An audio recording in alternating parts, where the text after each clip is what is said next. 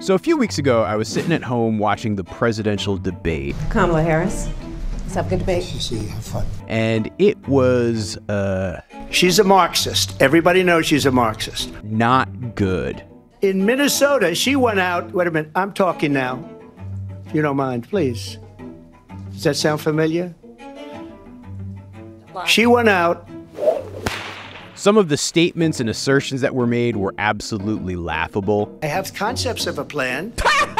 And the number of times that each candidate just completely disregarded the question at hand to talk about whatever the heck they wanted to talk about. When it comes to the economy, do you believe Americans are better off than they were 4 years ago? So I was raised as a middle-class kid, and I am actually the only person on this stage who has a plan that is about lifting up the middle class and working people of America. It was exceptionally frustrating for anybody who was actually watching that debate to get a sense for where each candidate stood, as well as for what each candidate's capability would be to serve in the job of President of the United States. The baby will be born, and we will decide what to do with the baby. In other words, we'll execute the baby. There is no state in this country where it is legal to kill a baby after it's born. Madam Vice President, I want to get your response to President Trump. In my opinion, the role of president, or really any elected official here in the United States, is to be a servant of the people. Their job is to work for the people. And so a debate like the one we had a few weeks ago is essentially a job interview, and to see each candidate for that job completely disregard the interview questions was kind of maddening. Just answer the question, Professor.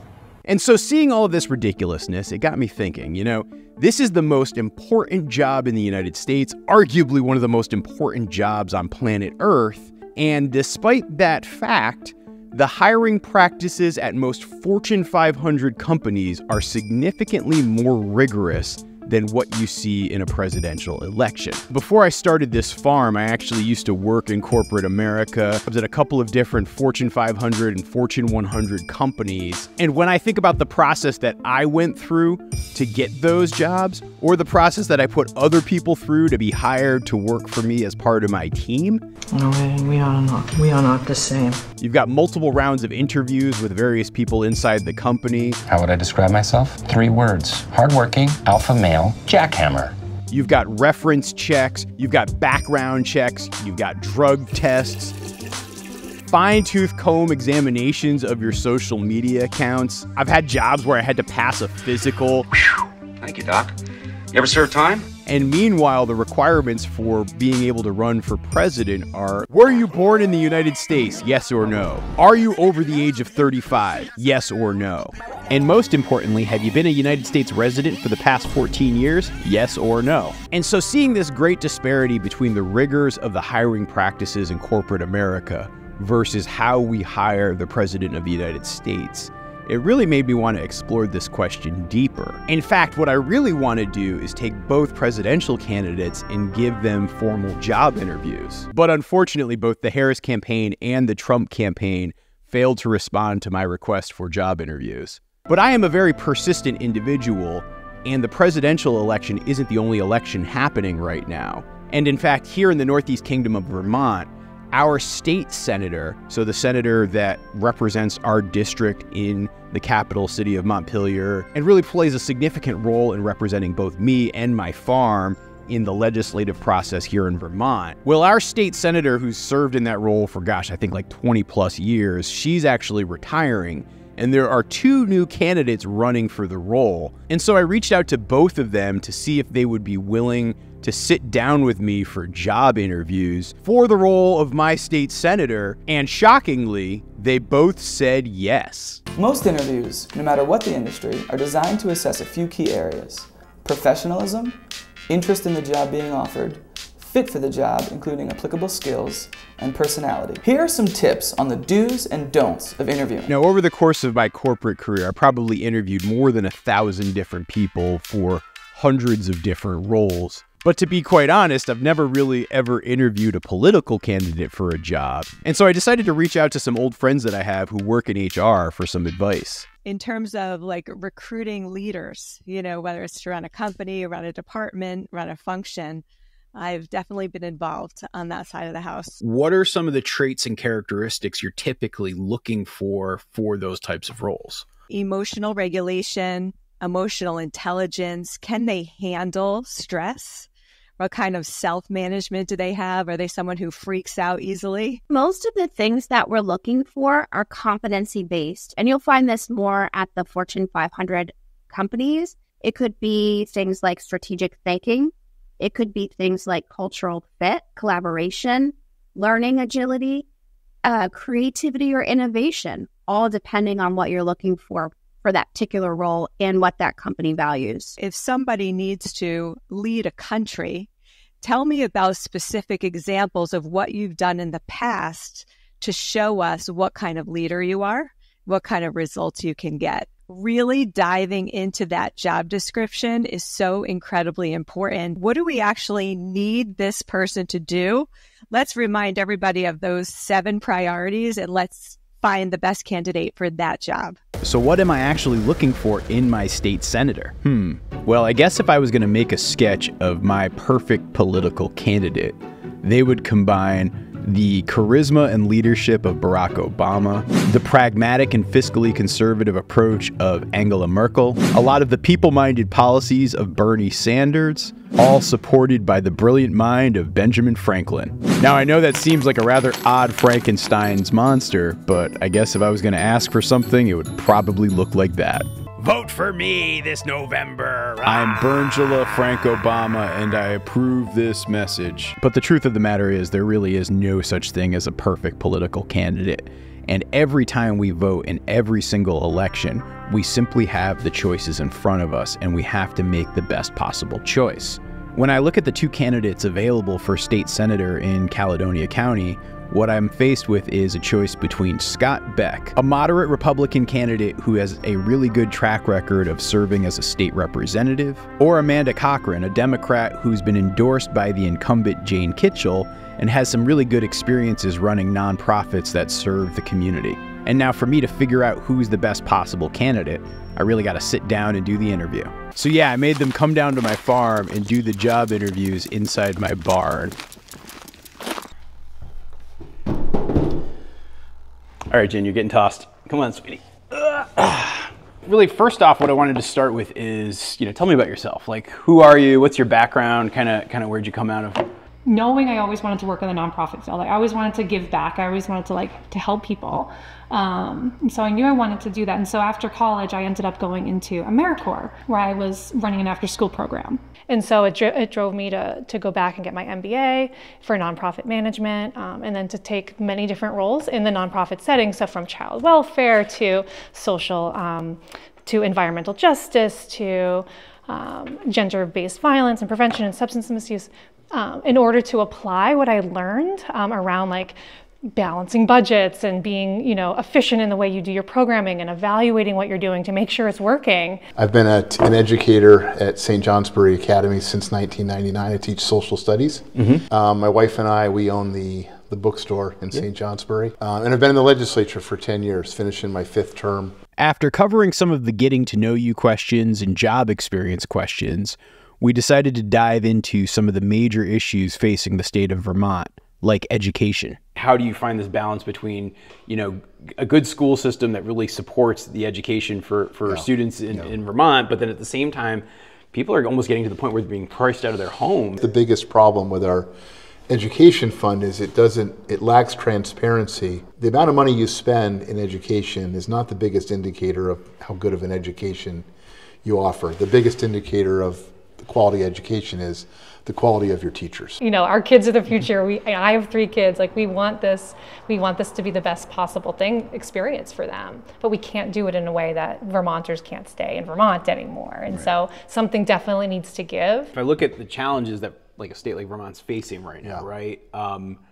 Arguably one of the biggest, if not the biggest, around housing, because you look at it kind of a core of a number of issues, whether it's affordability and unavailable stock, and people not being able to afford their property taxes because of the value of their house, the whole thing, everything kind of centers around. It does. What are you seeing as the major things that need to be done over the next couple of years to address that issue? I think in a big macro sense, what has what has happened is that government appropriately has identified this problem, and it is a serious problem. And our strategy so far has been to throw money at it. Dumping more money into it just makes everything more expensive, and it doesn't solve the problem. We are trying something new. We're trying something that is looking at root causes, and I think that's what gets me excited about wanting to be in these positions. With both Scott and Amanda, I spent about an hour interviewing each of them. And the topics covered included everything from job experience to climate change to the housing crisis to education and cost of living in Vermont to thinking about things like agriculture. We had really good in-depth discussions that I'm going to spare you guys because 99.9% of viewers of these videos live outside of the state of Vermont. But I will say I learned a lot by giving job interviews to both of the candidates. And now a word from Pigfoot, Goldshaw Farms resident cryptid. Elections are not job interviews, and thank God for that. Because if they were, we would all be screwed. Imagine walking into a polling station like you're heading into a corporate HR meeting. Do you have 5 years of prior political experience? Are you proficient in Microsoft Excel? What are we even doing here? We're not hiring a middle manager for Office Depot. These are supposed to be world leaders and architects of our laws, not the guy checking if you can work overtime on Saturdays. And let's not act like the typical job hiring process is the gold standard for anything. Have you ever applied for a job at one of those soul-sucking Fortune 500 companies? It's like throwing a resume into a black hole and waiting for a committee of corporate vampires to decide if you're bland enough to join their cult. Politicians are supposed to represent us. Us! The same people who clamor for 46 different varieties of products featuring pumpkin spice. The very same people who made Transformers Revenge of the Fallen the #1 box office juggernaut of 2009. Wait. I can explain everything. We're supposed to be hiring our elected officials for a job. You can't just pick the guy with the most LinkedIn endorsements and think he's gonna get what it means to be a normal person. It's like handing a golden retriever the keys to your car because he barks the loudest. It makes no sense. And that brings me to the real circus act. People who treat politics like it's their identity. Most people lack interesting personalities, and modern American politics have become like a personality starter kit for the simple and bland. Here's a wild thought. Maybe stop treating politicians like they're the Boston Red Sox in the World Series. You don't get a parade if your candidate wins, Colin. And if you're rooting for your political party so hard that you defend them no matter what they do, congratulations, you've officially lost your dang mind.